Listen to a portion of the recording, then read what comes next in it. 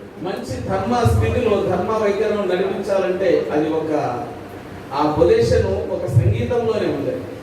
ఆ ధర్మానికి సంగీతంలో ఉంది. అటువంటి మహానీయులందరూ మనకి త్యాగయ్య, అన్నమయ్య, పురంధరదాసు, అటువంటి వాగ్గేయకారులు భక్త రామదాసు వారు కావచ్చు, తొలి వాగ్గేయకారుడు అన్నమాచార్యులు, తర్వాత మన కృతులుగా రూపొందించినటువంటి పురంధరదాసు వారు, అక్కడి నుంచి మన త్యాగయ్య వారు, శ్యామశాస్త్రి వారు, ఇటువంటి వారు మనకెంతో మనకు అమోఘమైనటువంటి సంగీతాన్ని అందించారు. ఆ సంగీతంలో నుంచి ఒక భాగమే లలిత సంగీతం కావచ్చు, సినిమా గీతాలు కావచ్చు, ఏ ఆలాపనలు అయినా కూడా దానికి మూలాలు మాత్రం మన కర్ణాటక సంగీతం అనేది మాత్రం నేను గట్టిగా చెప్పగలుగుతాను. ఆనాడు బాలసుబ్రహ్మణ్యం గారు పెద్దవారు వాళ్ళు మాట్లాడినా కూడా ఎప్పుడు కూడా రాగం తప్పుతుందమ్మా, రాగం ఆలాపన అలా కాదని చెప్తుండేవారు. అంటే ఏ పాట తీసుకున్న ఆ పాటని ఒక కృతిగా వాడేవాళ్ళు. వాళ్ళు ఒక సినిమా పాటగా పాడటం కాదు. ఆయన ప్రతి అంటారు ఒక సినిమా పాటలు పాడాలి బాలుగారు అంటారు.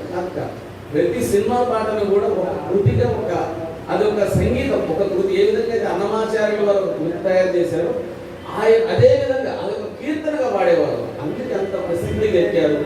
ఆ మహానీయుడు, ఆ పుణ్య దంపతులకు జన్మించినటువంటి మహానీయుడు. నిజంగా ఆయన మన ముందు లేకపోవడం చాలా, వారు అసలు ఆ కరోనా టైంలో వాళ్ళు అసలు ఇప్పుడు లేరని మనం అనుకోలేం, కానీ చాలా గొప్ప వ్యక్తులు. అదేవిధంగా మేము జులై